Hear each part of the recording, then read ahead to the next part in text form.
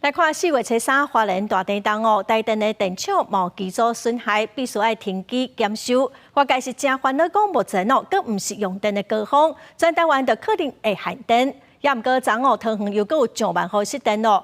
解释是台电哦，是强调讲，主要是设备各种的问题，修理好势就随恢复供电咯。目前哦，现阶段嘛无限电的问题。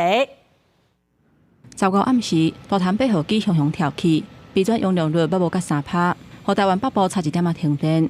台电还未解决危机，昨昏暗时到半暝，桃园、大园、中立甲桃园佫发生大停电，规工累计落来超过1万户停电。当地机关指讲，4月份还未达到用电的高峰，桃园就停电，规暗疏疏。全台湾敢是阁会限电啊？这一次是桃园万户的停电，未来全台的限电风暴会不会再起呢？其实是全体市民非常担忧的。桃园昨天的故障跟整个电源供电有没有足够，其实一点关系都没有。它是因为设备的故障，这个更换更新，那它就迅速的恢复供电。买回桃园停电的代志，甲限电的危机无关系，因为设备长期伫户外，或者是地下电缆伫密闭佮无通风的环境。久来开发生各种的情形，只要换新了后就会正常。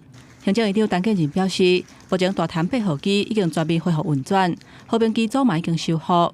经济部长王美花嘛讲，今年热人进前供电会稳定。告诉大家一个好消息，就是我们经过了昨天的整个的盘点呢，我们的供电并不需要这一个大家来担心我们会完全的恢复正常的这个供电。岁修的机组有一些是到5月才会回来，那5月回来的原因就是在因应这个夏季的用电的高峰。我想在夏天之前，我们供电也都会稳定。今麦新内阁团队名单公布，中华科技董事长郭智辉特别接经济部长。王美花表示，已经伫第一时间甲郭智辉通电话。